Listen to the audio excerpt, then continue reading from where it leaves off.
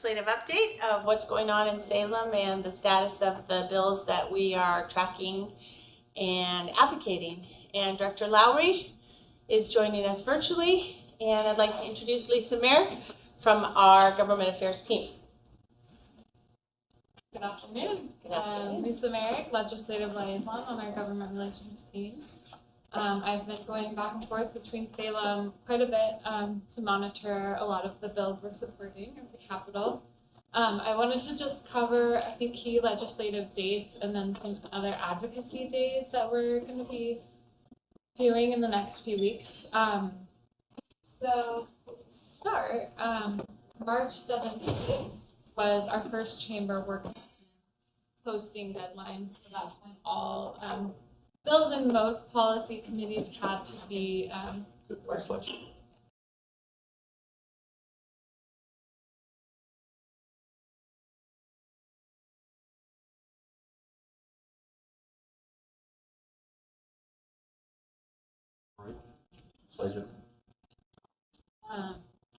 so yes, bills had to be posted on agendas by that date in order to stay alive, except in a few committees like revenue and rules. So our one of our bills hasn't been posted yet, but it's still okay, based on the committee that it's in. And then by April 4th, the bills have to move out of their first chamber committee. Move or die. Move or die. Yeah, that's it. So harsh. Stakes are high. And then between late March and early April, we'll expect the co-chairs of the Joint Ways and Means Committee to publish their budget framework. That will indicate where we think the state school fund will land. I'm not hearing anything super wonderful about that. I think it will likely be at 9.9 billion or possibly lower. You mean you mean before the revenue forecast? Yeah. You think that the only likely tweaking to the governor's proposed budget is looking like it would be in a downward direction? Mm-hmm. Yeah. I have heard the same. Yeah. Yes, not too optimistic. And then May 17th is the final revenue forecast of the session, and after that date, a lot of the budget bills will begin to move. I think if it's a really good forecast, like the other ones have been, we could have room to push on a higher state school fund allocation. Welcome, Director Hollins. We're just getting an update on what's going on in Salem, the status of the bills that we're tracking, and Lisa just finished talking about the status of the state school fund, and that it is not looking likely that it will be pushed in an upward direction, that the governor's proposed budget would be pushed in an upward direction from the legislature. Some likelihood that it could be ratcheted down from the legislature, but all of that is also preceding the May revenue forecast, which might change things anyway. Mm-hmm. So yeah, after that May 17th revenue forecast, May 19th is our second chamber deadline. So if bills aren't posted and moved by that date, they're dead. And then late May, early June, we'll expect a lot of the budget bills to move. And then by June 25th is the constitutional end date of the session, so they have to be completed by then. And right now, on the Senate side, the Republicans are using their only tool as a minority party to slow the process down by forcing bills to be read. So when there are like 400-page bills that come through, it takes hours and days. Is that currently happening with most everything? Yes, on the Senate side. It hasn't happened on the House side. Right. Just at least we don't have to be there for that. But yeah, they have like a robot reading the bills. Oh, okay. Interesting. Well, that's great. At least it's not a person. So anyways, I'm not sure what will happen on the House side, but things might continue to be slow with bills moving off the floor. And then some advocacy days that have happened and will happen so far. March 15th, COSA held a Administrators of Color Lobby Day. There were probably 30 administrators. We had 3 two people from PPS, Stacey Murray and Dr. Kenedra Jefferson were there. And then folks from all over the state. We had lunch with Governor Kotek, and then met with several legislators all after advocate for education workforce investments and efforts to increase the diversity of teachers in the state.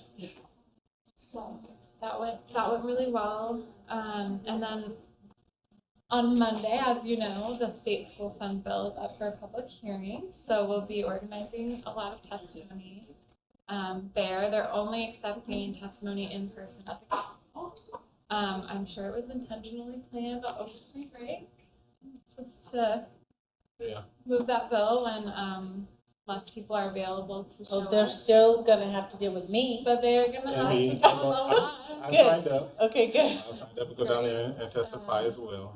And I need to check in with Byrony. I know she's working really hard on, not to steal your thunder, but on getting students organized for the Student Day of Action. But I need to circle back with her to see if we have some students coming down on the 27th. Do you have an update on that? She was going to talk to a few. I prepared a testimony toolkit. I had to get it reviewed by our lawyer, but it's okay for me to send out now, so I'll share that. It's just information on how people can register, and just a little background on different methods. Register.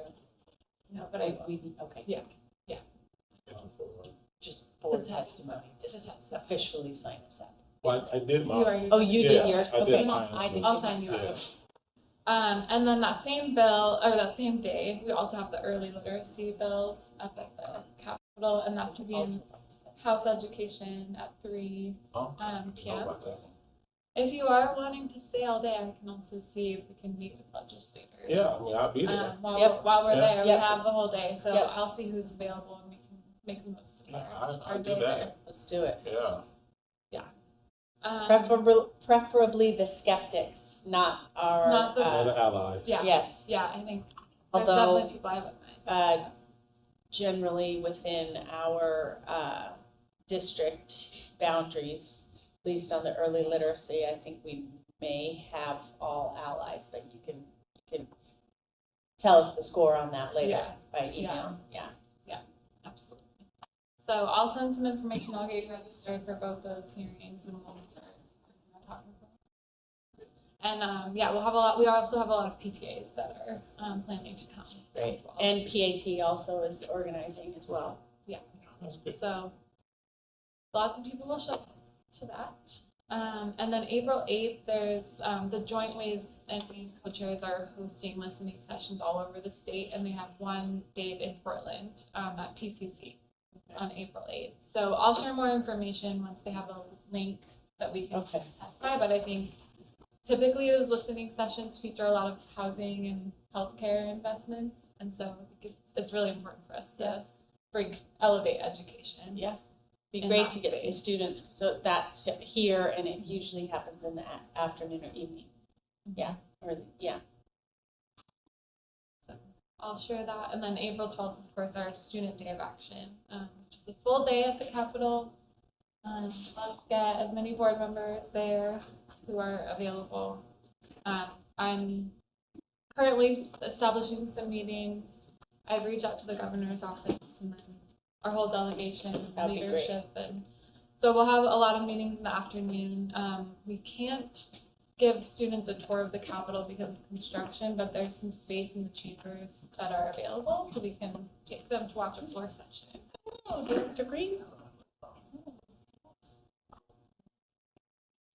And then late April to early May, we're looking at FTA a Okay. rally essentially. So I'll have more information about that Great. too. And then we have two bills that we're running through the House right at the moment. House Bill 3227 is our custodial civil service bill. We had a public hearing on February 27th, and I think at the very minimum, everyone was very supportive of what we were seeking to do. Legislators in that committee actually had a lot of questions about why that statute even exists. And then there's a lot of legislators representing districts that are growing that don't want their districts to be subject to this board. Like Beaverton will be after the next census. I think Salem Kaiser is getting close. So there is some interest in more expansive changes than what we're after. So I understand that we're moving forward on, the somewhat minor but useful modifications that we have put in that bill, but what would it take procedurally to dismantle the board? That was one of on the record, the chair of the committee suggested that. Yeah. So I think there is an appetite. Could that just be a motion on the floor, like from the chair of the committee I think they could request an amendment and get an amendment to committee. This bill. Here's the bill that's looking for these changes. And by the way, we just want to get rid of the whole thing. Get rid of the whole statute. So yes, they can Okay. do that. And I think they are looking into that. I think there's a lot of politics with SEIU to consider. Yeah, I was just gonna acknowledge that there will be opposition. There is current opposition to our requests, again, our edits, which we are considering are minor compared to what the other legislators have shared. And so given the opposition, one of the things that we want to make sure is that while other legislators are maybe protecting their communities from this, they may keep Portland in the in other words, they may not want to. They're getting enough pressure from the opposition that there might be a carve out just for Portland Public instead of. What do you mean? So, you mean if there's a carve out for Portland Public, then it effectively dismantles the whole thing until somebody else is eligible. You mean a carve out that we wouldn't be subject to it, or a carve out that we would be the only ones subject to it. Well, we are. But that's just right. But the trigger right now is the census. Right. Makes it where other cities or municipalities might be impacted by it in the long run. Currently, yes. Can you help me understand? I've tried before. Can anyone help me understand the justification for opposition in terms of, how it could benefit students and or how it can benefit workers overall? Do you want to talk about what the SEIU opposition remark? What were the remarks? So our bill specifically modifies. We want to remove the test requirement. It's been a barrier, and we've lost candidates through that process. And then we want to modify the requirements for the board of commissioners so that they don't have to be from the district and they don't have to have lived there for 5 years before. And the reason that matters is because it's currently very difficult to actually get a hearing because they don't have a full slate of commissioners. Yeah. They don't function. Exactly. Period. And it is affecting our ability to fully staff custodians at our schools. So that's the bottom line. But SEIU showed up and they were very protective of the test. They wanted, I think, as keeping, they didn't really have a strong argument. What is this test? I can hear it, but what is this test? I've seen the test. It's not helpful to the actual it's like a written testing. It's a written test. There's a lot of questions around what does the word delicate mean? Because they're handling delicate items. It's all in English, and we wouldn't want to offer it in multiple languages because the custodians do need to have some English language proficiency.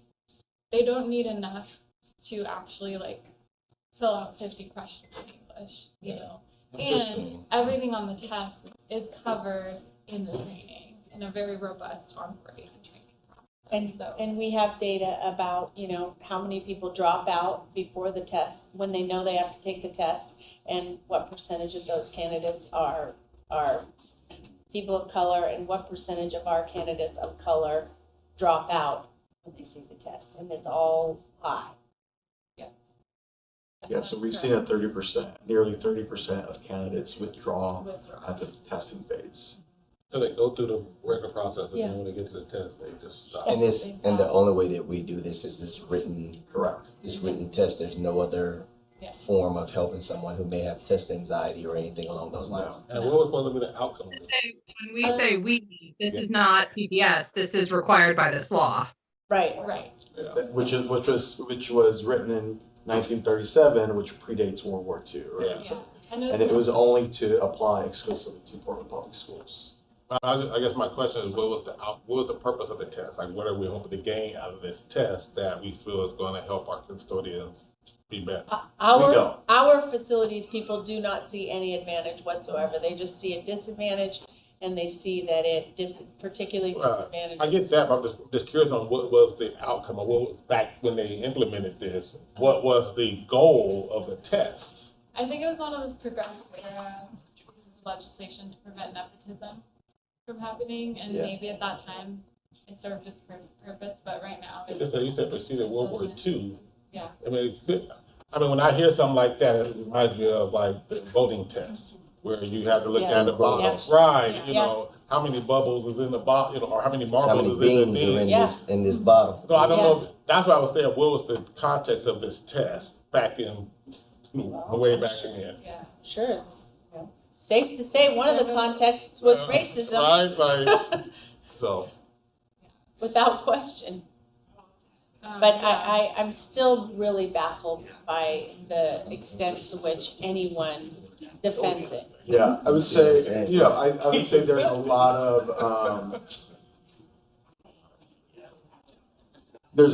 of, lifting up, I would say, old wounds, right? And so 2002 type of, There was a lawsuit in 2006. right, or the lawsuit from 2006, right, from And- SEIU to PPS.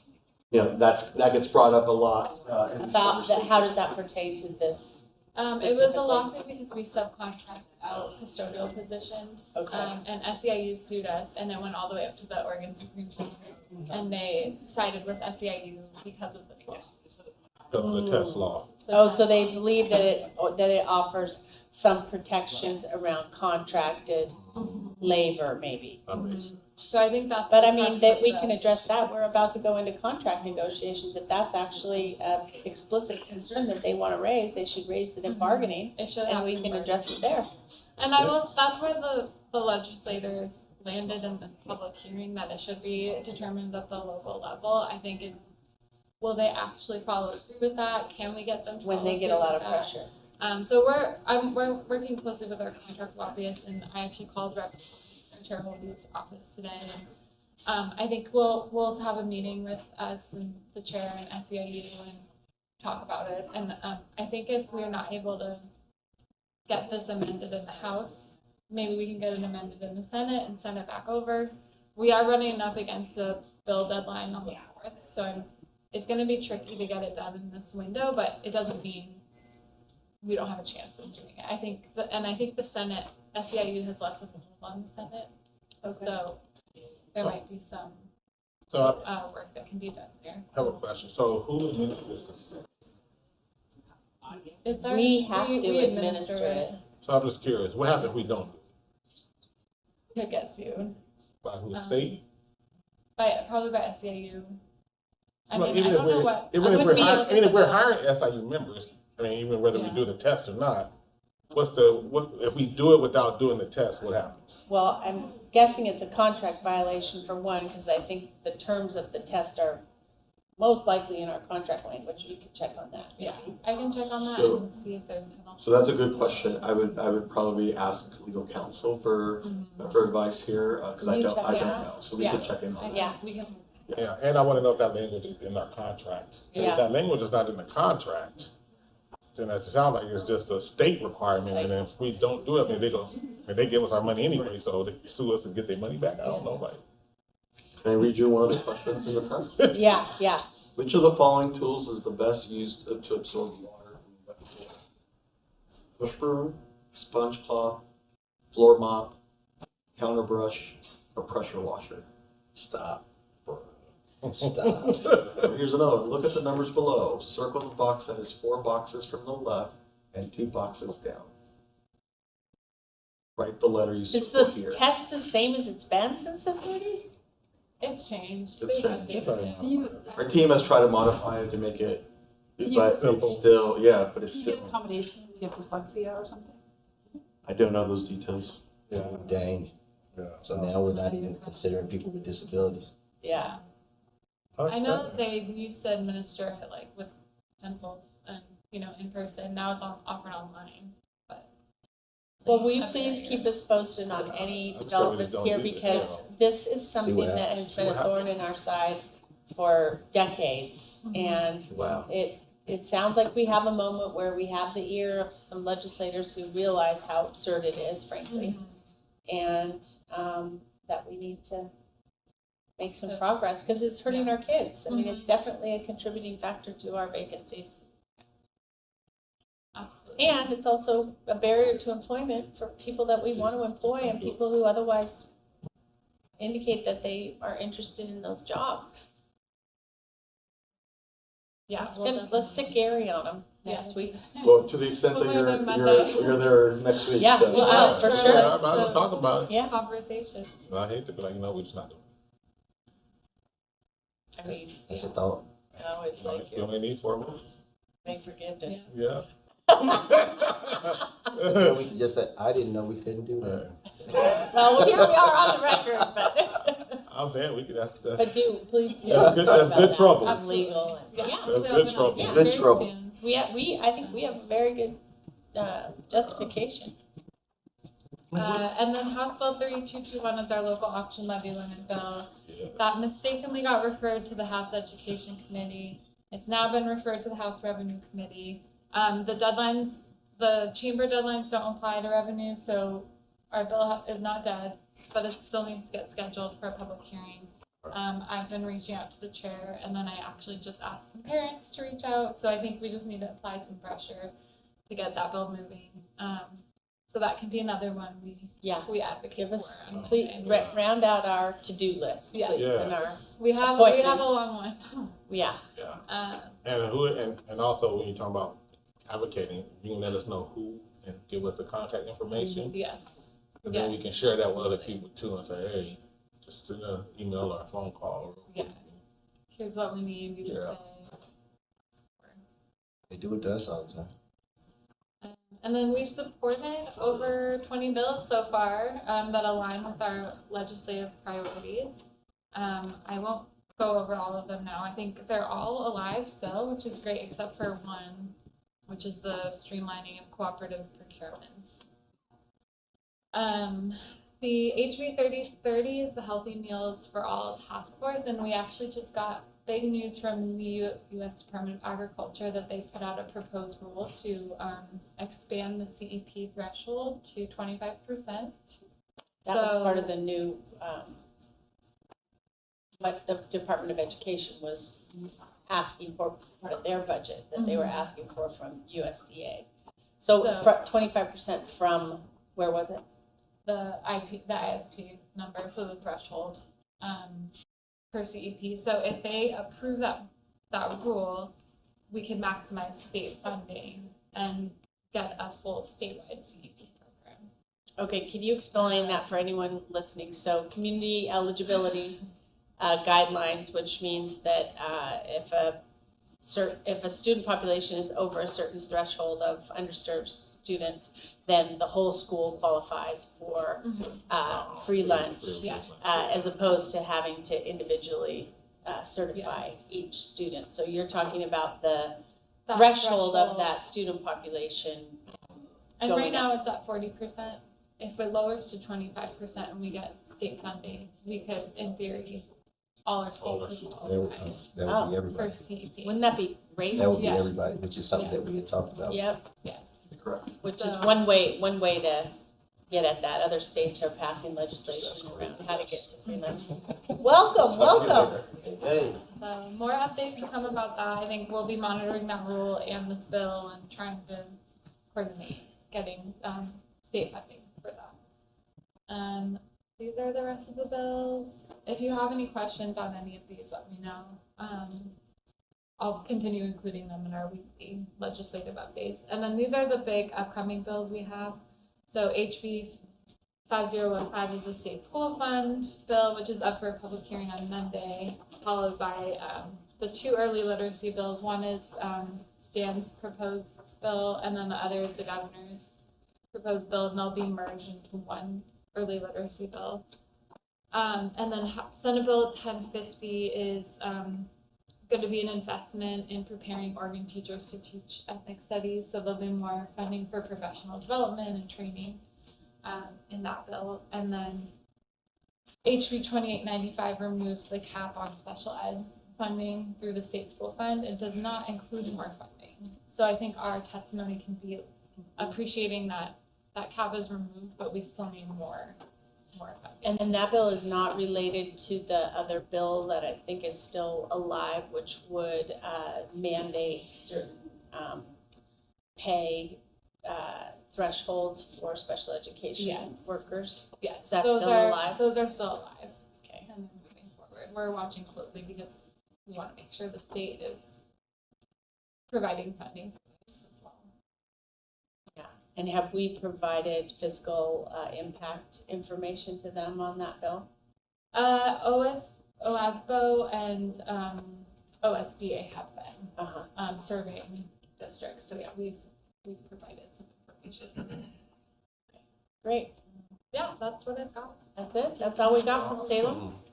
Okay, well, yeah, please let us know and what we can do on the 27th, who we can meet with, whose doors we need to knock on, what we need to be loud about. Absolutely. Definitely. I'll All put right. together a list and we'll get to work. Great, thank you. Thank you very much. Thanks, Lisa. All right. Haley, did you have any questions of Lisa before she goes about any of that? No, I just wanted to say about the, special education pay piece. Like, I think all of us support increased pay for folks who are on the front lines doing that job. But again, the more unfunded mandates we get from the legislature, the harder it is for us to do our jobs. And so I just appreciate that continued conversation about, yes, we all see needs and how do we fund them so that we're doing the best for our kids. Yep, I agree. All right, welcome. Thank you all for coming. We just concluded the Intergovernmental Committee meeting on its own. Now, Gary and I wanted to join forces here for Intergovernmental Committee and the Facilities and Operations Committee, which Director Hollins chairs, because A, we're talking about a facility in our district's portfolio, and B, on the intergovernmental part, you are talking about a proposal that involves a lot of public entities, and it's something I know that Director Hollins and I are excited about and interested in looking at how the school district can support it, and then potentially how we can encourage our other public partners that you guys have in your sites to be a part of it as well. Yes, I'm excited to hear the proposal. Anything that we're looking at to help get our kids moving in different directions to, to really be an asset to, them, their families, and then to their communities. It's always something that, as a district we strive for. So I'm excited to hear the proposal. You guys want to come to the table and introduce yourselves as well? Whatever you're most comfortable Do with. we need to adjourn or anything, or? I think it's just one, we noticed it. Like as a Venn diagram. We noticed it as one meeting, so a joint. It's like a Venn diagram.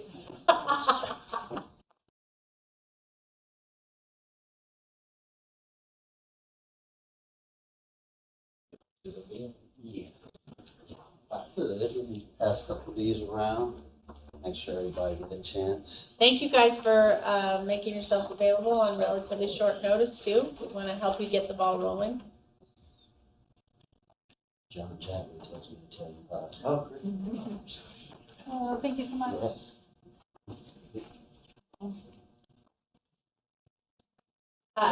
Jonathan, do you want to introduce yourself? Sure, Jonathan Garcia, Chief of Staff. Good to see you all.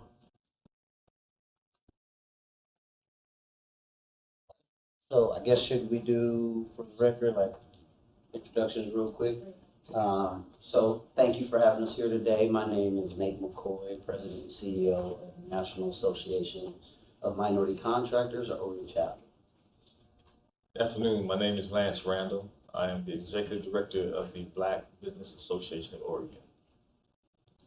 Good afternoon, board members. My name is Joe McFerrin, President and CEO of Portland OIC and Rosemary Anderson High School. Glad to be here. Thanks for coming.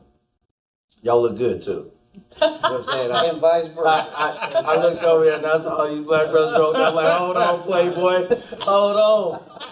We finna have one of them kind of meetings. What's going on?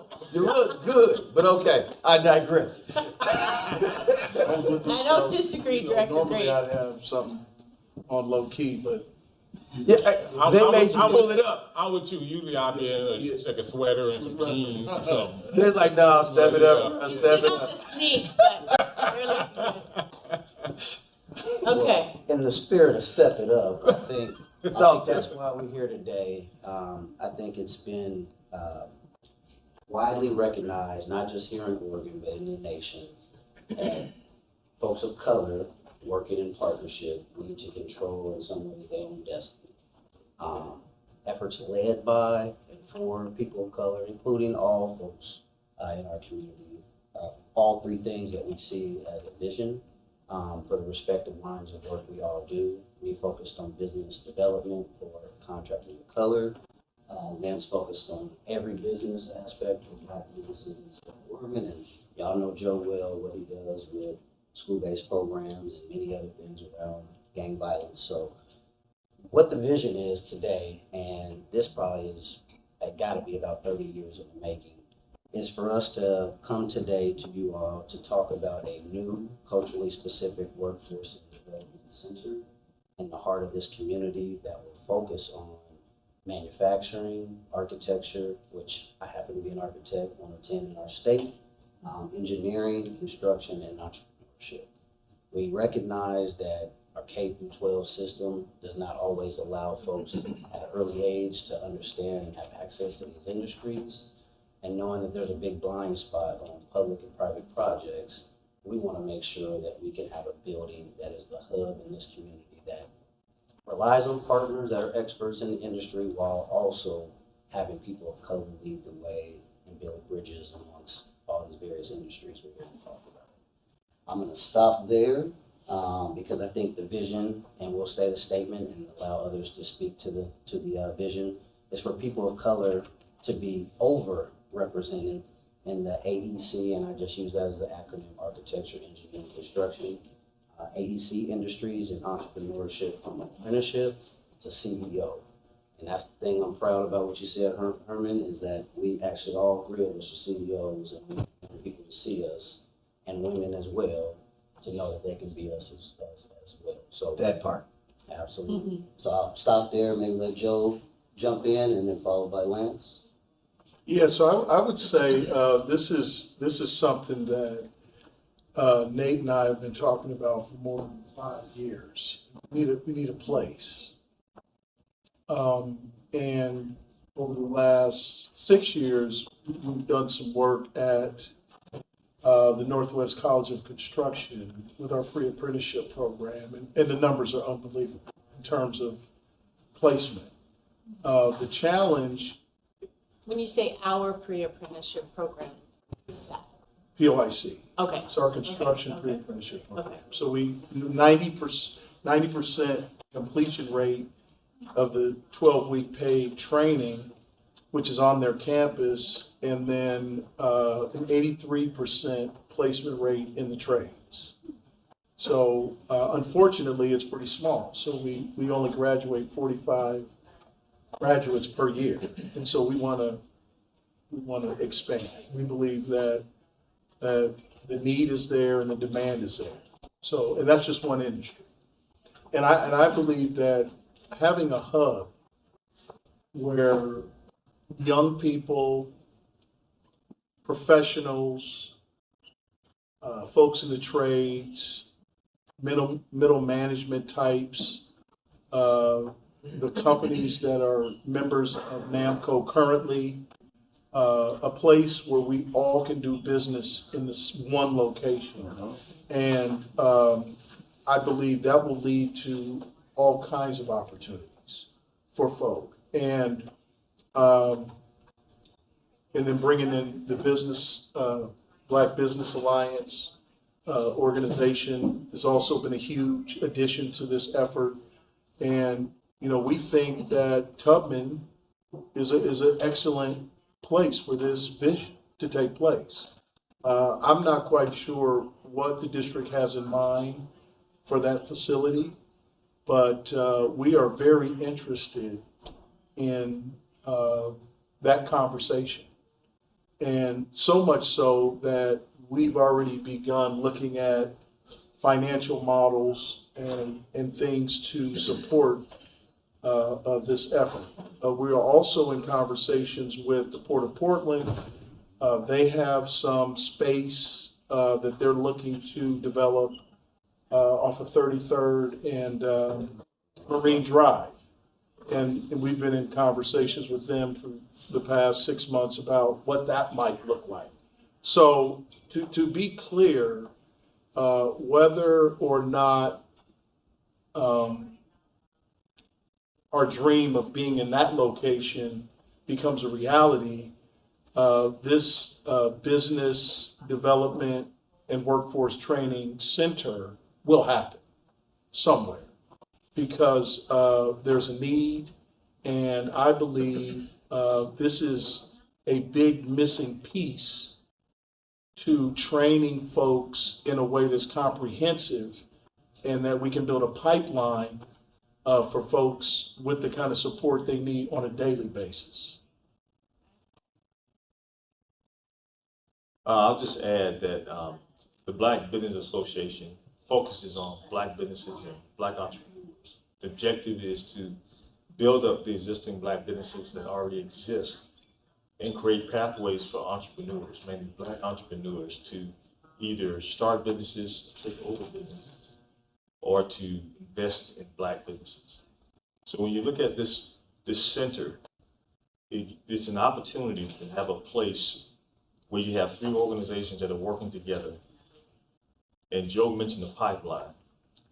Education is the beginning point, training and what have you, and Joe's organization has been around for a long time doing that. Then you talk about the job aspect, giving people an opportunity to work, make money, to take care of themselves and their family. NAMAC focuses on that. The other part that I'm bringing in is entrepreneurship. When we talk about going from the ABC industries into entrepreneurship all the way to the CEO, it's important to make sure that our students and our children know that not only will you have an opportunity to get a good job, but you have an opportunity to be the person that runs the facility, that runs the office. And I think that this center, coming together with these organizations that talk about the 3 different levels of opportunities for our students, it's very important to have a place where we are all together interacting not only as organizations, but also interacting together with the students and those who are coming through for workforce development opportunities, for training opportunities, and for entrepreneurship opportunities. The fact that this facility is located in a part of the city that has been historically a place where you can see Black people interacting and having businesses is key.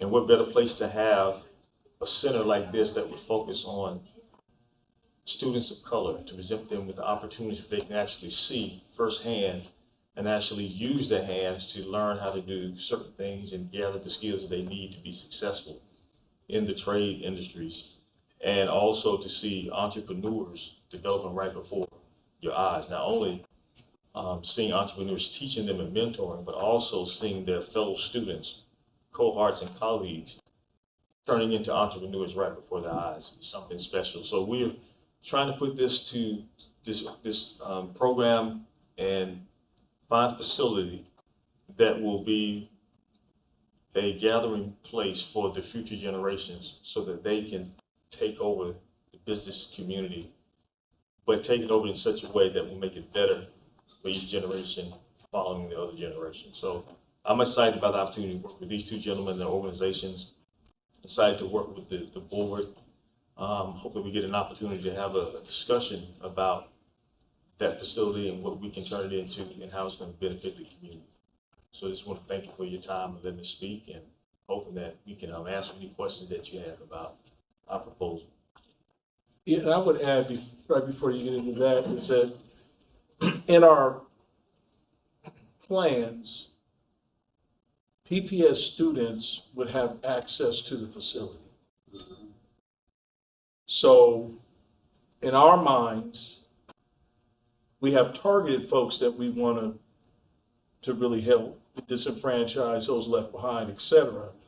But in the model and in the design, PPS students would be able to access the facility, the training, and then network with business owners and entrepreneurs. And I think, and learn about the various trades. And I don't know if that is going on currently in any sort of systemic way, but I think that would be a huge benefit for PPS students. Not only that, they would also have access right after graduation. You just push them right in, and in my mind, they would have direct entry into programs. So they would, all PPS graduates would have to lose their seat in training. They wouldn't have to necessarily compete for a seat. Done properly, this could be a space where they could actually get into, see where they fit in prior to even leaving high school. Because the objective would be not to wait for them to get out of school, but to actually give them touches and bite-sized pieces while they were in school, so that they can learn. Like, by the time I get out of school, I already know that I want to do this, or this. So now I've already begun the process of figuring out, do I want to get the check or write the check? Because that's what we're offering. We're offering the opportunity for Black people and people of color. We're the only people that whenever we start talking about anything, we have to say Black and. We have to say that. It is, and it's annoying at times. But to be very specific, that this is a space that we are building and designing for the Black community, where they can see themselves not just as the one working, but the one hiring, as the one who writes the check, signs the back of the check, as the one who is building and designing, as the one. They get to see themselves in all of these different lights, and there's no light like that in Portland right now. So what you're creating, what you've begun is something that's not being done. So the question that you're positioning to the board and to the district is really, do you want to be, which side of history do you want to be listed on? You know what I'm saying? Do you want to be a part of, that said, I was there and helped it start, or I came along to get along? So I love what I'm hearing. I got a Black agenda, make no mistake about it. I love us, and I love seeing y'all, and I love what y'all are doing. Thank y'all for sharing. I don't know, that's the best meeting I came to today, so I don't know. I'm ready to hear whatever else we're talking about. I'll probably come up with some questions in a minute. I got some questions about how it's going to operate. If we're looking at the facility cost, what does that? So I got questions about that, but because it's can't be free, but it shouldn't break you. You know what I'm saying? So how do we build during the developmental time, and how do we work with, so that we're truly in partnership? Because in order for us to be truly in partnership, there has to be some give and take on both sides. So, but my questions will come up in a minute. I'm just proud to be here. We're with you. Absolutely. I wanted to go back to what you were saying about our students.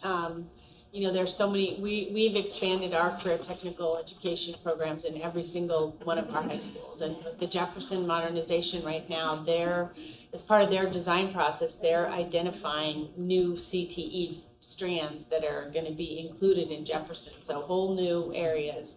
We do have construction programs and design in a couple of our schools. I know Lincoln High School just started a construction strand.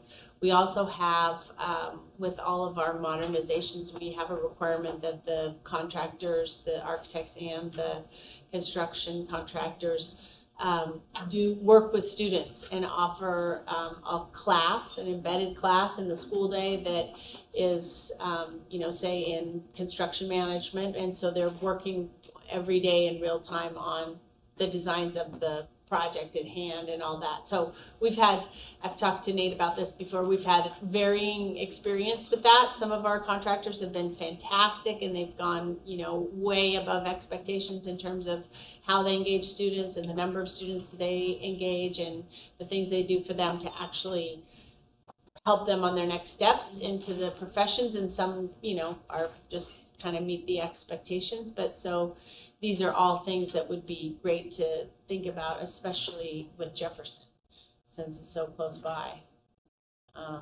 And I wanted to ask you to remind us what is the ODOT timeline for when Tubman is decommissioned as a middle school? I don't know that top of my head, but I will try to get that. Do you remember? That's a Dan question. I want to say 25. That's what I want to say too, but I'm not positive. I think it's 25. I think they're going to start 24 or start doing groundwork stuff. I think the main thing is like 25. But we're going to ask Dan to get that question. Yeah, but that's good for you guys to know. Yeah, I would say to that, Amy, one of the things that this would do is I'm glad to hear that. Because, it's awesome to get that exposure while you're in high school. We need more of it. But then there's that next step. So now it's time to get serious about where we're going and what we're doing after high school.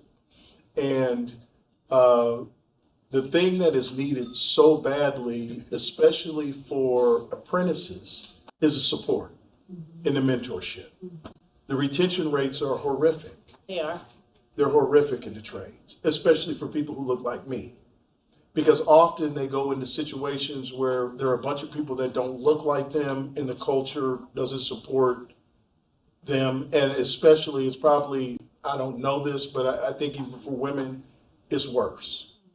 And so again, having the business owners, having the entrepreneurs, the small businesses, and having the trainees all in one space puts us in a better position to support folks who have graduated from Lincoln or Benson or Jefferson who actually decide to go into trades, to have that kind of support and a place to come if they find themselves in situations that are difficult to manage, especially on the job site. Yeah. And that's hugely important. And I mean, if I could share just a very quick story of how I even got started in architecture, being a PPS student at Buckman Elementary way back, as I was shipped off to the talented and gifted program of PPS to some of the more privileged schools. And I realized at that time that I had no clue what architects were. I could draw pretty pictures all day long, but it took me being plucked out of the school and me actually having a real aspiration for a career track in this through talented and gifted program that then elevated me to Joe's point to really take this opportunity serious. And I think CTE is planting that seed, but this building is a place where you come where you're getting real serious about signing on the front or the back of these checks long term. And why that's such a beautiful storm right now is that, for instance, NAMAC has 140 members. Our contractors lead projects. They don't just sub on projects. And they equate to over $250 million a year in construction. And when we talk about ODOT, one of our members and a whole bunch of others will be on a project that has over 1.5 million workforce hours. So we can literally take PPS students, put them on one project and have them journey out on the same project, which does not happen in our state because you don't get 6-year-long projects. Usually they're about 2 years, maybe a year and a half. But 6-year project, not even including what's going to happen with the bridge going across to Vancouver And then all the Albina Vision Trust work. I happen to be a commissioner for the Portland Housing Bureau. So housing is an all-time need in our community. So you're just talking about a melting pot right here in a 1-2 mile radius where we could literally have our kids really remembering who they were and being the original builders of America. Yes. By being there today and having a space that we control and operate. So I mean, to me, it's like, to your point about legacy building, like it gets no better because this is not happening in the nation. And NAMAC is in 24 states. And everybody's asking us, how are y'all doing this? What can we do to be supportive? And how can we actually implement this in our cities too? So I just think, again, the momentum is a great time. Billions of dollars out here for workforce development. We want to see the scalability that Joe is talking about so that we can actually capture more. Because 20,000 jobs are needed today. Between 2020 and 2030, we need 20,000 jobs, literally, just in a couple of industries. Probably more than that, universally, but in construction, people can have a criminal record, people can have never went to college, and again, these are things that a lot more people can attain if given that opportunity to be in a space that we can. We needed 20,000 before we passed $200 million for housing yesterday. I agree. I completely agree. But again, nobody's responding to the real need right now, and we can't depend on, honestly, just CTE programs being that pipeline. That's your introductory, but we're trying to really make sure that people actually succeed and are retained. And I think that's the key why we're here today. So on that line, when you talk about the jobs that's needed, so how would this center help increase capacity for contractors or owners to be able to hire or create pipeline for jobs after high school? So you talk about those 20,000 jobs. Well, our contractors don't have 20,000 jobs to give, right? And unfortunately, so how do we build that? How would this center help build that capacity for our contractors and owners to be able to do that? Yeah, I think it would be us working with our agency partners, and we've got Port of Portland, Multnomah County, City of Portland. What else do we have? The Portland Business Alliance community downtown that has a lot of rehab, the buildings that they own. I think we have a lot of projects. I mean, NAMAC is an owner's rep in many public-private projects. So, I think pipeline of contract work is not a problem. It's just that workforce that is needed to help these companies get to the next level. And I guess one of those efforts, back to the I-5 Rose Quarter project, which we supported PPS and trying to help get these Tubman kids out of that space. That's just one of many projects coming. It's just nobody is really focused on this workforce, culturally specific demand for us to be in those jobs. And I think that's what we're really trying to center right now is we can figure out how to get those jobs, but we need to have people in those jobs. Another question is, of course, how is this going to be paid for? Like, what is the funding strategy for this and for the center? Well, I won't do all the talking, but I guess you want to talk about the Port of Portland side of things?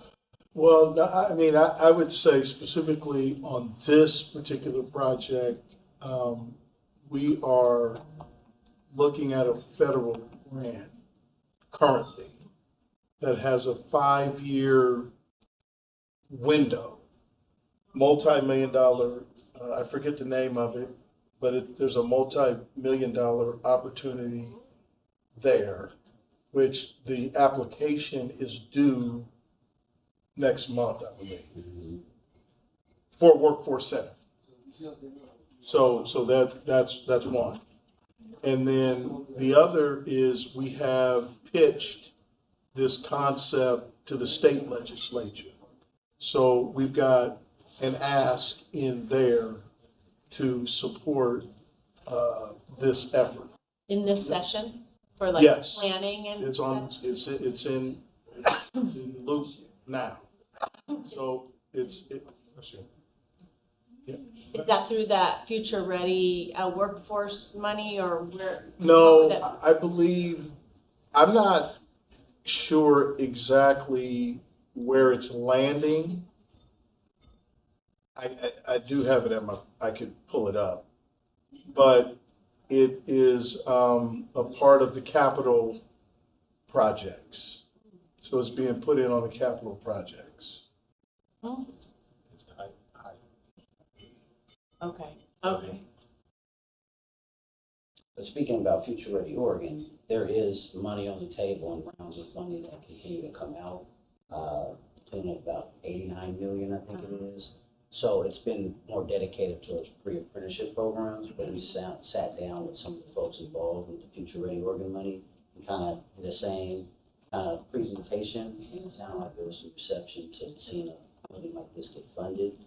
I would also say Portland Clean Energy Fund is an area we've been knocking on doors to make sure that, we're talking about energy efficiency across the board for all various trades. BBAO is kind of an anchor in this discussion too. We've been working with Merkley's office and Wyden's office, and in fact flying to DC next month. What was the acronym you said before that? Oh, BBAO, sorry, Black Business Okay, I'm sorry. Association. My bad. Excuse me, Mr. Randall, sorry. Black Business Association Oregon, when we NAMAC with PBA, Portland Business Alliance, helped seed the organization. We got commitments from Merkley's office to appropriate funds. He just announced many of those funds for the efforts that we have underway. And the ultimate goal is for them to invest big time in a regional center. So we're not kind of just coming to you all with just, handout or asking for you to start something from scratch. We've got a lot of commitments. County Chair, Prosper Portland, has funded BBAO and has funded a lot of us in the past. And they're all wanting to see if we can get some commitment to having control or working under some type of lease arrangement, so that they can just know we have a space in which we can do a capital raise. And then one of my last questions, and I let some of the folks ask questions. So what makes this facility more advantages than the port option that you mentioned? Well, I would just say what I said earlier, the fact that it's located, its location in this community is one of the things that I feel makes it better. Gentrification is a real thing, and it not only happens to people's homes, but it happens to businesses and it happens to facilities that could be retained and used for the communities, to keep people there. So I think that the location being where it is good because it would leave a legacy. We're starting a legacy. Leave a legacy of a place where our children can go to, and it has to be sustainable. Sustainable place they can go to continue this work of trying to go from being educated to working, receiving a check, to writing checks. So the physical location itself, where it's located, there's a lot of history. The other thing is the port facility is not in this heart of the community, and it's going to be kind of way out. And that could be a challenge for some people trying to get there. So we want to make it as convenient as possible. We want to have some meaning behind the building and the location and accessibility, not only for the students, but also for the people who want to support them that are still in the community. For them to be able to come through and take a look and see what's going on, and to know that we're trying to make sure that our children are being put in a better position to have a better future. So that's my sentiment. Facility. Now, Joe may have some, or Nate may have some logistical things to talk about. No, absolutely. And just to add on to that, as Portland natives, like he hit it right on the nail, gentrification. And if I go to another public housing meeting, or with this right to return policy that we all talk about, and every single time I've heard somebody black speak, it's like return to what? Yeah. To having no job in the community, Yeah. not having enough income to buy a house in the community or even rent in the community. So literally we would be responding to a right to return to get a job, a high paying job, to where you can live in any part of the city. To me, that's the ultimate ticket of restorative justice and a right to return. We're getting a high paying job. Gotcha. State Director Lowry had a hand up. I raised my virtual hand a while ago and then my real hand. I want to apologize. I was off camera for a while. I went to get water, turned my camera off, and then I never turned it back on when I came back. So I was here the whole time. Sorry about that. Gary, this question really is more for you as Chair of Facilities and Operations. And I'm thinking about our long-term. First of all, I want to say this is an amazing idea. I think, Herman, you're exactly right. Like, this is what our community needs, and this is the right side of history. my question for Gary is, how do you see this proposed use of the Tubman site fitting in with our long-range facilities planning and our long-term goals when it comes to facilities? I don't have that book memorized, but I'm not sure you do as chair of facilities. And that may be a question for staff, but what would the implications be as we look at what we have a board had said is our priorities when it comes to our facilities? I think this fits, but again, I don't have the book memorized. Yeah, and thanks for the question. So in our long-term facilities plan, there is not a plan for once the building is vacated. And so, I think it's up for discussion of what could be, in that plan, since it is not planned for it once it's vacated. Well, I know, I think the long-term facilities plan has some like general priority areas for us to look at as we're looking at our sort of surplus land, if you can call it that, but I'm not sure what that says. Yeah, I think, maybe one of our next steps, Jonathan, would be to, ask staff to respond to the prospect of a lease of this facility. We really haven't had, the long-term facility plan does not address Tubman because it was done before that buyout was complete. Obviously, we're a school district. We're not going to put kids back in there, at least not on an all-day, everyday basis, and certainly not in little kids, which is not what you guys are talking about. So that limits the use. That limits its value to us, just to be frank. But I think one of the next steps would be to ask staff to address exactly Director Lowry's question. How would a long-term lease for this purpose that's being proposed, sync up with or be in opposition to any of our stated values around our long-term facilities usage. Could we do that? Yeah, I mean, I'm hearing direction from the board collectively to have a response to what? Well, go ahead. So I think it's more of just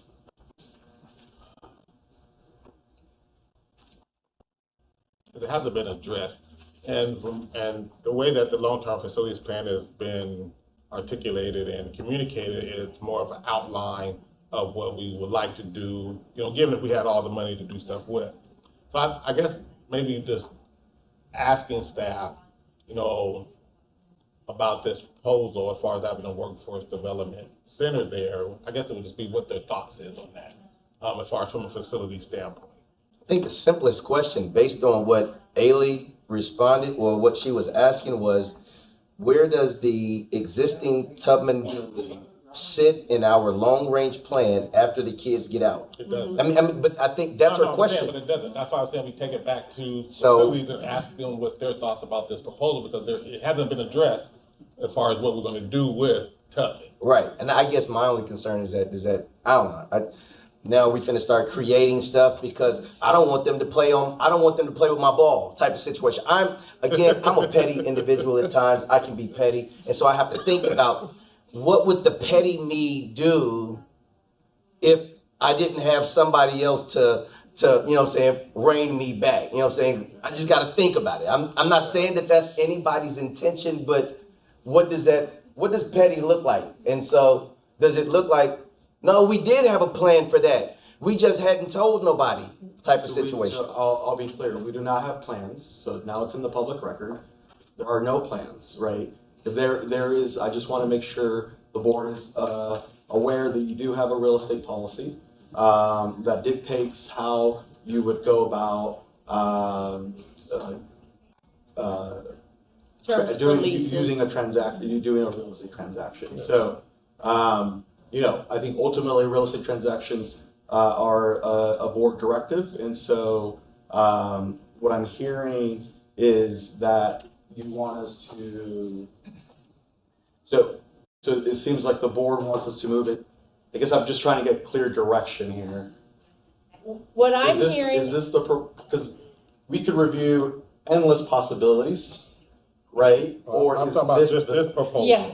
What I'm hearing is a proposal for, let's call it a long-term lease of the Tubman facility. And that, it'd be very beneficial for you to have some type of formal indication from the school district about its availability and about what potential terms might be as you are going out seeking funding from these many sources that are frankly very likely to subscribe to this idea. But it's an opportunity for us to potentially sign on as a concrete partner as you go out and seek other funding sources. But we need to answer the question of whether or not we would be willing to consider a long-term lease proposal for this purpose. So I think that's yes. So we will, I guess, do an analysis of this document.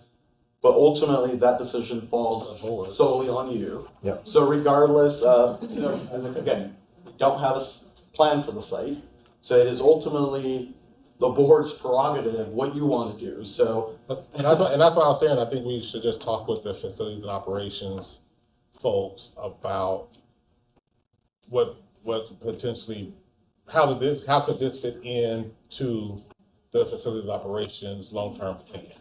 If they said this could fit in it, great, because it'd always be great to make sure we have our staff supporting that idea. Then the board just said, hey, we're going to do this, and then that's it. So that's why I was saying I think it would be great to run this by our facilities operations team, to ask them their ideas and how they feel that this will benefit from a facilities operations standpoint. And then we can get into the long-term lease conversation and that as well. so just want to make sure I'm clear in terms of, this is an operational or facilities question, not necessarily a programmatic question, because that itself is its whole dynamic, right? We have, like you mentioned CTE, you mentioned, right. Our partnership with PCC, they have a workforce, so I know that, so I just don't want to get into the programmatic. Right. I think the first piece is is there potential for them to have access to this building, to this real estate asset? I guess I would say yes. Oh yeah, right. Yeah. It's our decision. Yeah. That's what I was saying. If we have the facilities and operations folks look at it and say, this would be a great idea for this space from a facility standpoint, and they didn't have some other plan, which we know they don't. But I just want everyone to be on board when we're talking about this, because I want everybody to be moving in the same direction, And then if they're not, then it's up to the board to choose what direction they move to next. If that's not the case. And then as things start to get a little more concrete, we can explore all the other type of opportunities for partnerships in terms of how we want to be involved because of all the ways we see this benefiting our kids. Can I ask a process communication question? Given, this is a public meeting and folks in the Tubman community, so to answer your earlier question, students are scheduled to be out of their summer of 26. That's ODOT's, under ODOT's current schedule. Obviously, that's always scheduled to change. Is that the old schedule or the new? Because I know it changed. That's the new schedule. Okay. Yeah, so summer of 26 is when we would have. Jonathan always has the fresh off the press. So that's summer of 26. Sooner if we can get ODOT to. So I just want to acknowledge to our broader we still gotta community, figure out what especially we our put out Tubman here. community, there are no immediate plans for them to move. So I just want to make sure that is clear for the broader community. Haley? Always thinking, Jonathan. Hold on. I have a question for Joe and the other gentleman. Would this proposal use all of Tubman, or would this be using part of that facility? What would your idea be there? Just curious. So my first thought would be all of it, but certainly we would, to go deeper, that could be potentially an option. But my first thought is all of it. And I would echo that. The other thing I would say too is that I would like the board to also take a look at the NEA building relationship as it relates to how this might all follow up. So you guys want to buy the building? But that's what they do. Yeah, I don't want, I want to see, that's an option. And the funding stream that is the Economic Development Administration application that we're applying for, and on the federal level, and then on the state level, it looks like this involves Representative Bynum in the semiconductor part of the training. So semiconductor training would be a part of the training side of the operation.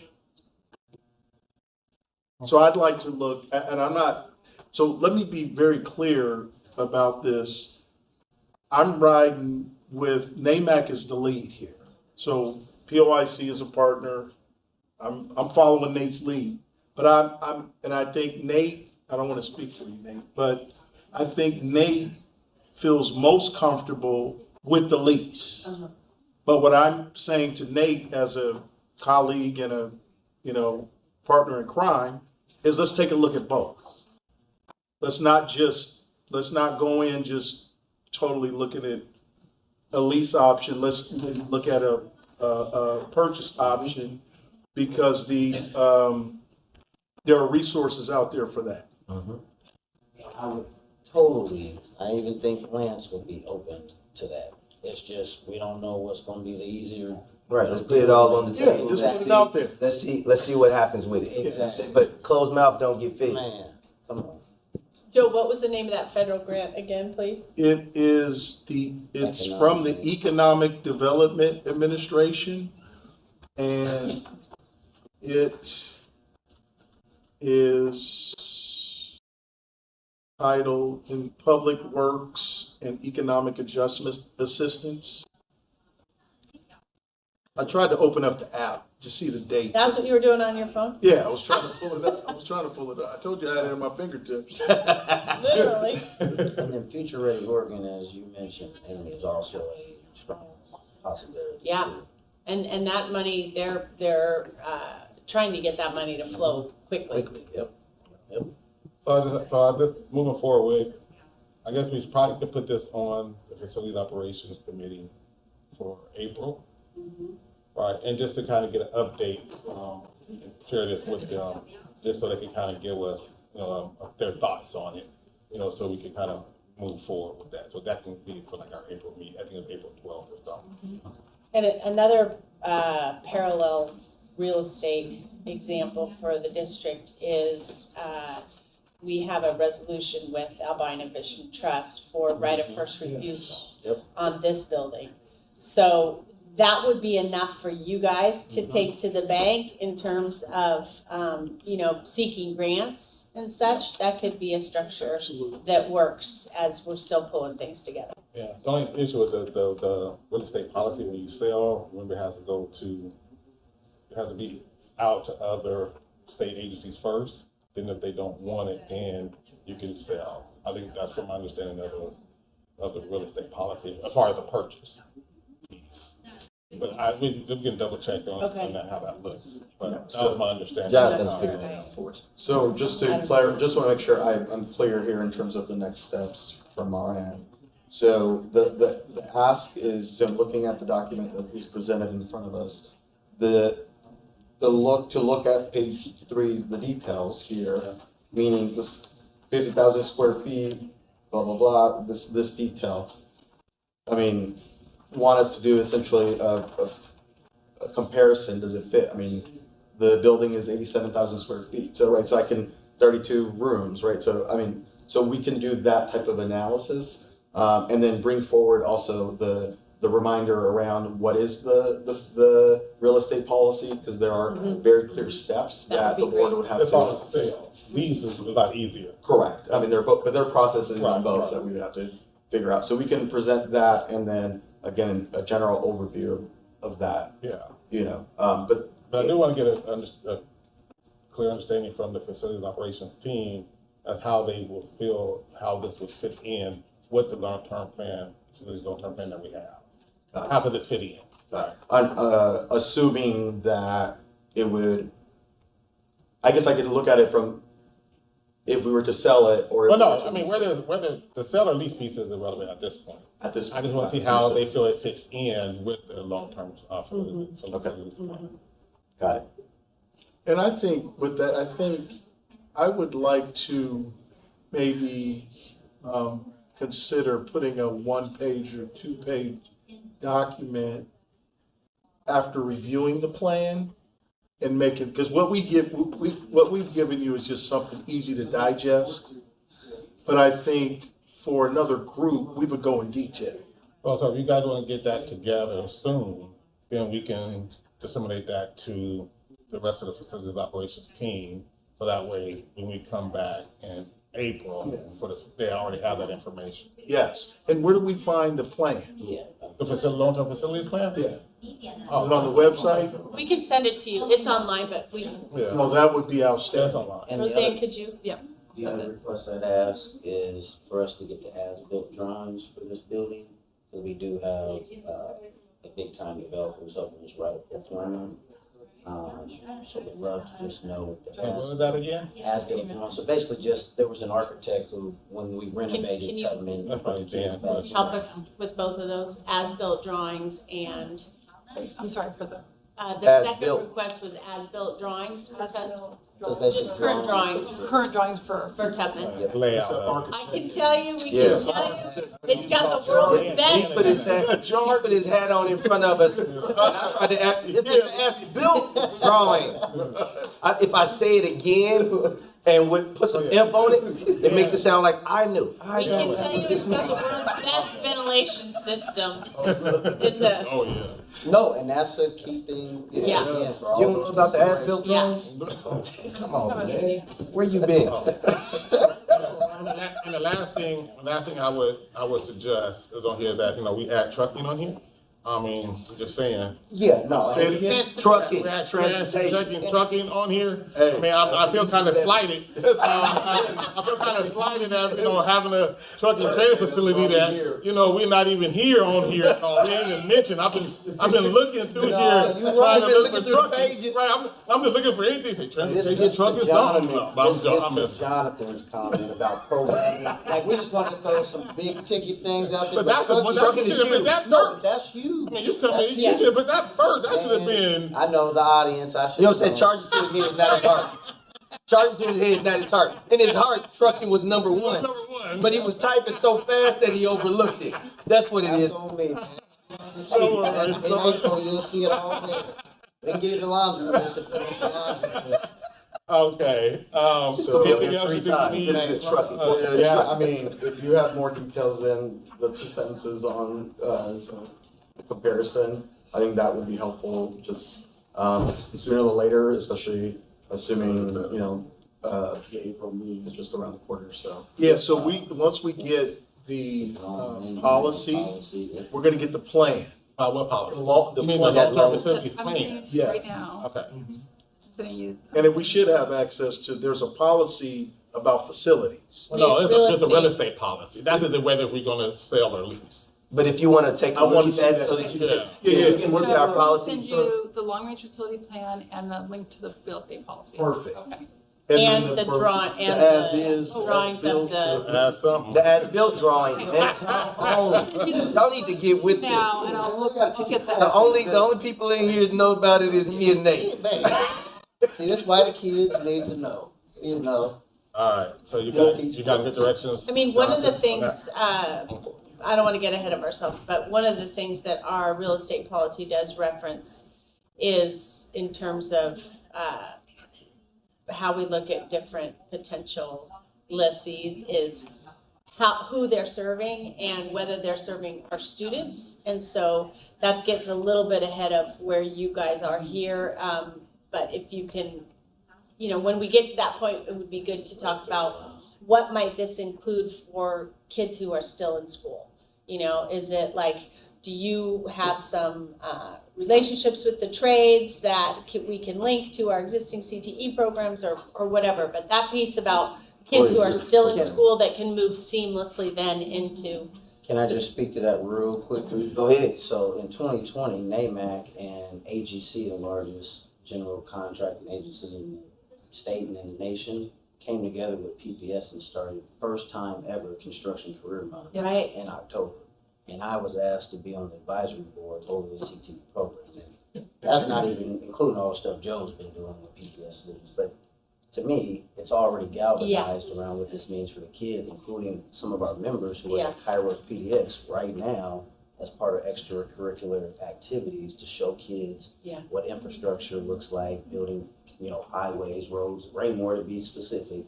And so again, my son going to school there, these kids have already turned the light bulb on, meeting contractors in literally one place. Yeah. We want to scale this now. It shouldn't just be Kairos kids, it should be all PPS kids. And with Joe's piece, I know it's over at his space, but with the Northwest construction and things he's got, they actually earn while they learn. Yes. So that to be able to have access to that level of caveat. And now let's think about it from a holistic perspective of what we're trying to do with our kids, our communities, and with the violence reduction that we're seeing in different places. If I could show you how to make $1,000 without standing on the block and not having to worry about someone, busting your lid for that $1,000 out of your pocket. So now I can put you on the road. I can show you how to, you're 18 or whatever. You can drive from here to interstate or here to Seattle and back and make $500 in one load. I can show you how to use the forklift and you're going to make good money and you're not going to be, and nobody's coming after you. The police ain't trying to take it from you. And it's easier actually to make because you don't have to be doing it as long to make the same. You don't start making money in the dope game until you're moving weight.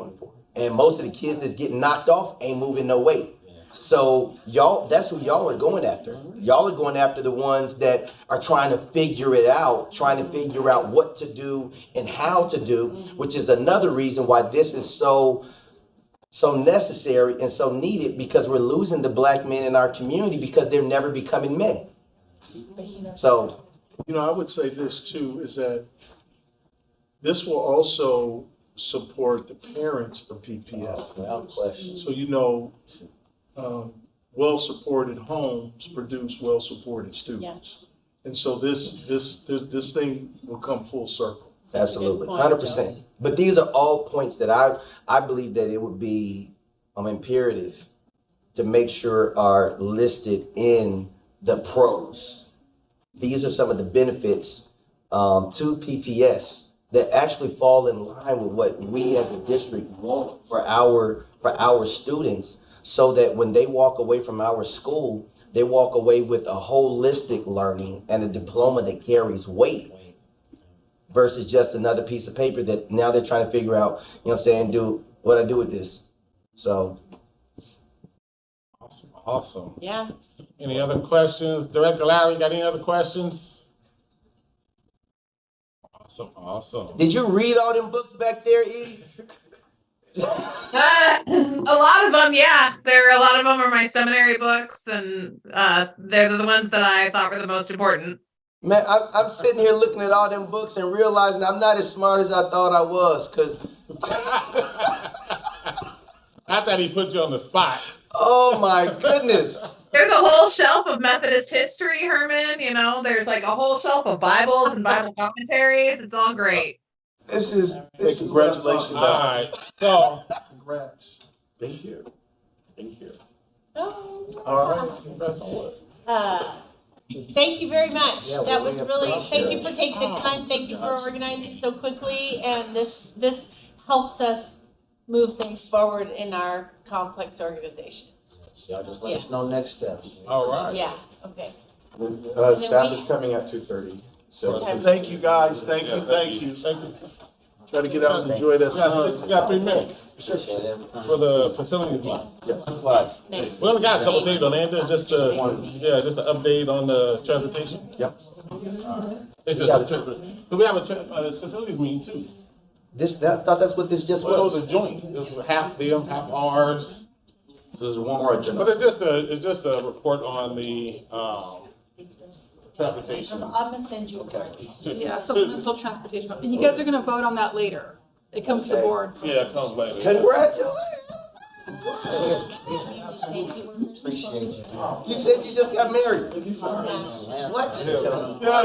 How come it hasn't been like put out all over the place? Anyway, they had that Where? We're still watching. very Well, thorough. Jonathan is no longer available. For those of you, let it be known for the record. Nice. You put a recess. I'm just trying to keep up. I'm just trying to keep up. Yeah, man, likewise. I'm so glad y'all right? I don't know what we're gonna do, but we're gonna do something. You know what I'm saying? We're trying to get rid realize. December? December, but he ain't been telling nobody. Apparently she's here somewhere. Hello. He introduced her at a meeting. I know, because I messed up my name. I know, I'm gonna do it right this time. She messed up the name. I was like, what you mean? I know. Oh, this one was Garcia, right? I know. Yeah, I'm like, I was supposed to find it out. Yeah. Yes, sir. Yes, sir. Yes. Gotta get together. I want to talk to you about my son came down. I want to see if we get something here. I know, I switched sides. Yeah. Excuse me. We got a bunch of money that we're doing this stuff for free right now. We've been doing it for free for almost 2 years. Doing training. Yeah. Yeah, but when we've been trying to get black folks into the training process. They don't have to pay for training. They don't have to pay for the course. They don't have to pay for. Yeah, they get their CDL license. They get a CDL license for it. They don't have to pay for the I course. done had 2 people from my church go through it already. I mean, isn't that just 5 years? No. Restriction on this one? Yeah, you got to, I should, well, you know, I see a shoot tomorrow. I find out if it's something, if not, I can get you some. Cookies are really messing me up. Yeah. Those Girl Scout cookies. This cohort, it's a year. This cohort is giving I had a big money box to or a them big container to help of them get through dark the chocolate caramels course. that I almost finished. There's 2 left. I mean, But I just know I'm gonna be on this. We don't have a soft copy. oh my God. Well, yeah, Oh, I will. But right now, it's for all over my eyes. Like the first. Did you write all over your document? I did not write. Yep, no, I wrote all over Gary's document. Never mind. We have a soft copy, so can you upload it? And then Ready. or 18 and up. maybe you can share a copy so I can share it with staff. Probably give those to me. I just passed them on here. Thanks. I'm cool on that. I'm cool. I just want to note, we are alive, so. We are. Yeah, but if they come from. Yeah. I just sent you a stuff. We don't have, so Ailey left us and, You don't have Julia. oh yeah, she's All right, my guy. in operations. She's not coming. Okay.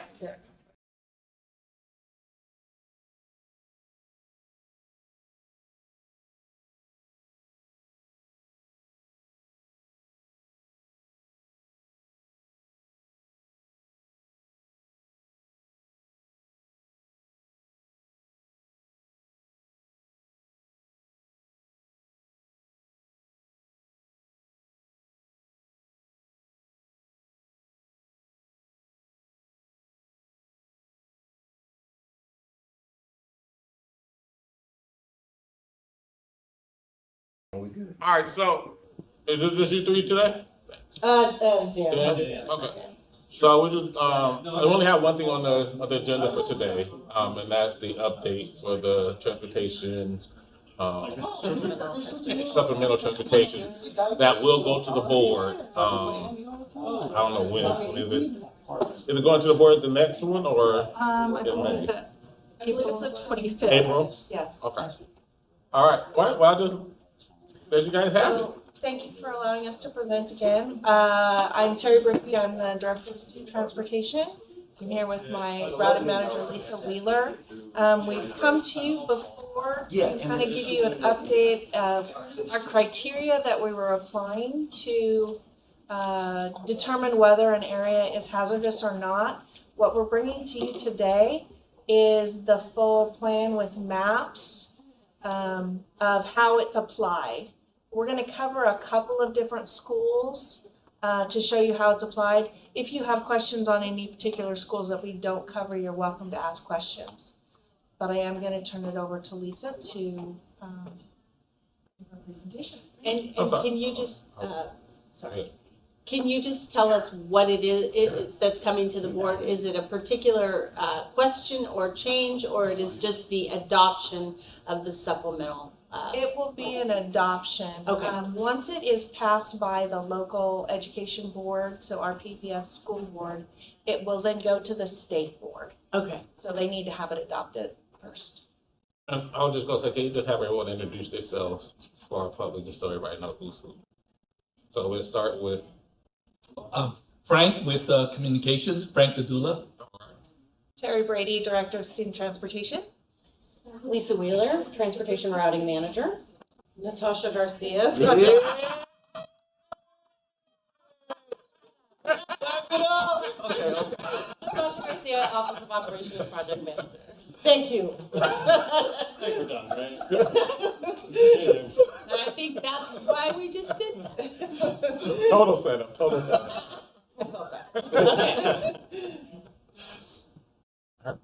Oh, I'm Herman Green, board member, community representative. All right, Gary Hollins, board member and chair of Facilities and Operations Committee. Amy Constant, board member. Jonathan Garcia, Chief of Staff. Yeah. Thank you. Okay, go ahead. Presentation. So because we're only showing a few schools today, and the presentation actually has all of the schools, so you do have the opportunity to look through it and actually look at all of them. How many sites are we looking at today? We're going to look at 4 sites. That Clark, Creston, Harrison Park, and Marysville are the sites that we're going to look at. So this is Clark we're seeing here. And just because it's kind of difficult to see the legend there, the black outline is the attendance area. The yellow area is the walk boundary, and the blue area is the supplemental hazard area.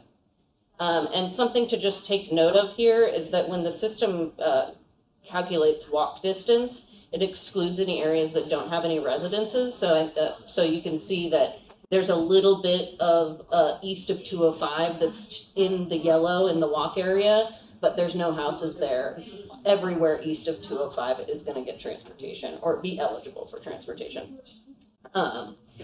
So for Clark, what we're recommending is there's no crossing on I-205 and very limited crossing on Division.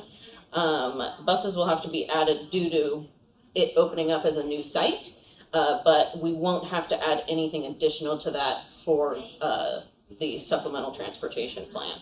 And you can see that there are just a couple zones here, one near Division where just because there's really only one crossing there that is considered suitable, and it's, if you've been over in that area, there's like an overpass crossing. So when you say opening up as a new site, that's because Creative Science did not have any transportation? Exactly, yes, This yep, is option. yep, Okay. exactly. So that's Clark's pretty straightforward. If you can skip to Creston now.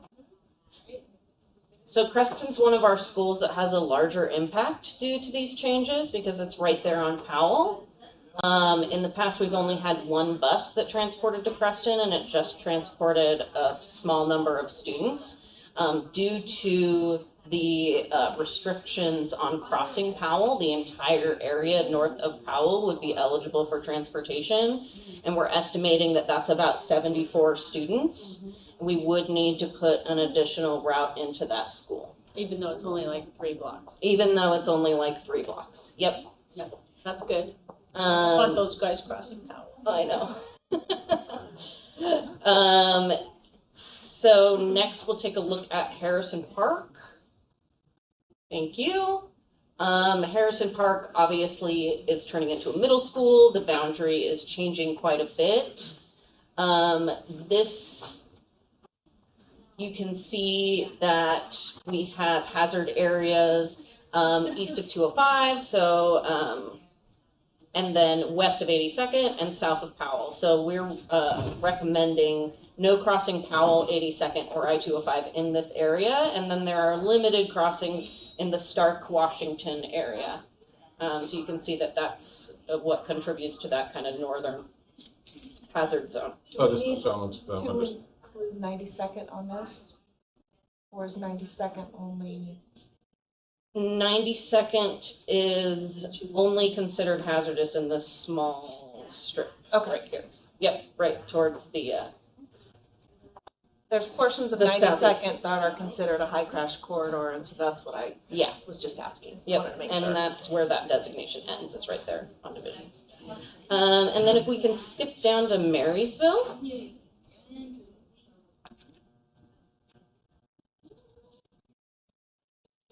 So Marysville currently doesn't have any, we don't provide any general ed transportation to Marysville. We are planning already on starting to do that next year, just with the program balancing changes that are happening. As their catchment gets bigger. Their catchment gets bigger.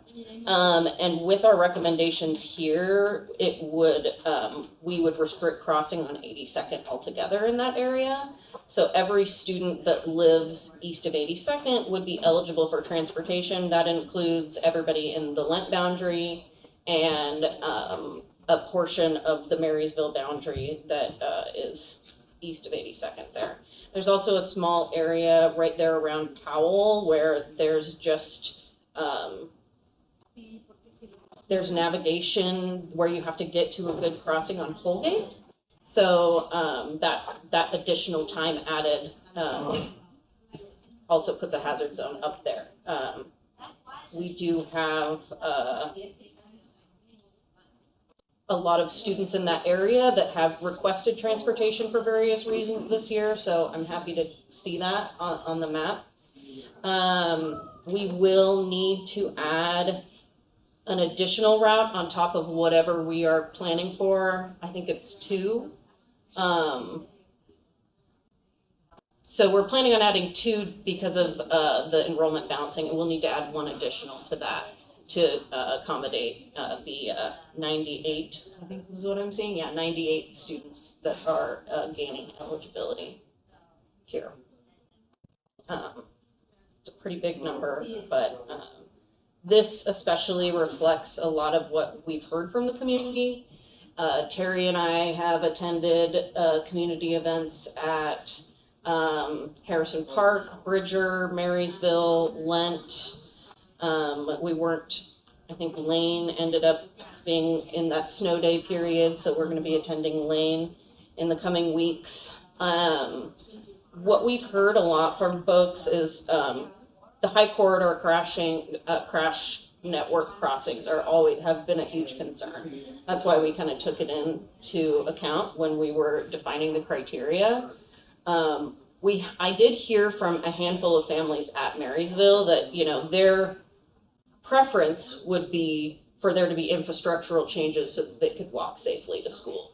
But even with the changes that are going to happen on 82nd, we're talking 2027 before that is able to take place. So we really want to be able to provide transportation for the folks who aren't comfortable walking. Of course, families still want to walk their students across 82nd. That's their prerogative, but we want folks to be eligible who live over there. And then lastly, just discussing cost. I think it's the second to last slide. We will be adding a handful of runs into different sites. One actual school bus route can contain multiple runs. So basically multiple schools can be serviced by one bus.